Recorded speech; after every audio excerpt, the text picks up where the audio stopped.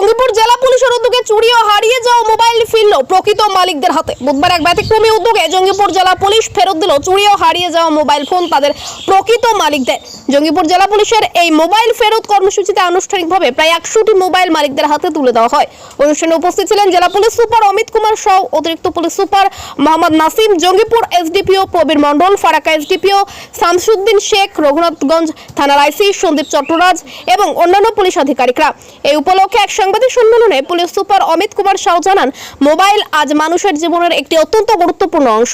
এতে সংরক্ষিত থাকে ব্যক্তিগত গুরুত্বপূর্ণ ডেটা। তাই মোবাইল ব্যবহারকারীদের উচিত অত্যন্ত সচেতনভাবে মোবাইল রাখা এবং সর্বদা নিরাপত্তার বিষয়ে সতর্ক থাকা। তিনি আরও জানান, জেলা পুলিশের প্রযুক্তিগত দক্ষতা ও আধুনিক অনুসন্ধান পদ্ধতির সাহায্যে এই মোবাইলগুলিকে উদ্ধার করা সম্ভব হয়েছে। ভবিষ্যতে এই ধরনের উদ্যোগ অব্যাহত থাকবে বলে জানান তিনি। এদিনের এই কর্মসূচি জনসাধারণের মধ্যে নিরাপত্তা ও আস্থার বার্তা পৌঁছে দেয় এবং পুলিশ জনসম্পর্ক আরও দৃঢ় করে তোলে। রনি শেখের report, news first Bangla, Raghunathganj. আমরা জঙ্গিপুর পুলিশ জেলা একটা নতুন উদ্যোগ নিলাম। জেলা স্তরে আমরা এরকম থানা স্তরে তো আমরা মোবাইলটা ফিরিয়ে দিতাম, যেটা যত মিসিং মোবাইল হতো ওটা আমরা চেষ্টা করে পুরো আমাদের টিম লেগে চেষ্টা করে আমরা রিটার্ন ফিরিয়ে দিতাম থানা লেভেলে।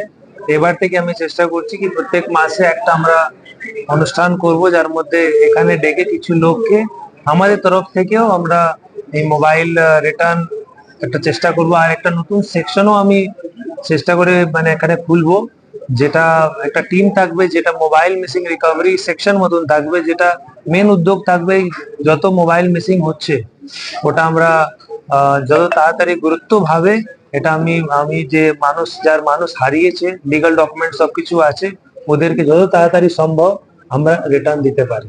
আজকে কতজন দেওয়া হচ্ছে? আজকে প্রায় আমাদের 100+ দেওয়া হয়েছে। কিছু লোক আসেনি, ওদেরকে থানা লেভেল থেকে আবার আমরা দিয়ে দেবো। রিকভারি আমাদের ছিল প্রায় 200+ ছিল, ওটা থানা লেভেল থেকে যারা যারা আসেনি ওদেরকে আমরা দিয়ে দেবো। এই যে এত মোবাইল হারাচ্ছে, কি বার্তা দেবেন সাধারণ মানুষকে? আমি আগেও যেরকম যখন সবাই ছিল ওদেরকে আমি নিবেদন করলাম কি নিজের একটা মোবাইল এটা অনেক গুরুত্বপূর্ণ অ্যাসেট আমাদের আজকে জীবনে, অনেক গুরুত্বপূর্ণ ডেটা, খুব প্রাইভেট আমাদের অনেক ইমেজেস থাকে বা নিজের খুবই অ্যাটাচমেন্ট থাকে, ইমোশনস থাকে, ভিডিওস গুলো অনেকগুলো থাকে। তো ওটা যেন ভালোভাবে সতর্কভাবে এই অ্যাসেটটাকে যেন বাজিয়ে রাখে।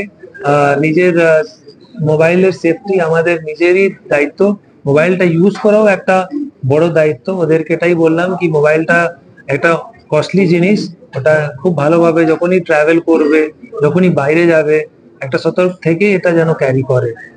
খুবই ভালো লাগছে। কতদিন পর মোবাইল পাওয়া? মোবাইলটা 1.5 বছর পর পেলাম। কিভাবে পেলেন? দিদিকে অসংখ্য ধন্যবাদ এই মোবাইলটা পাইয়ে দেওয়ার জন্য আমাকে আর কি।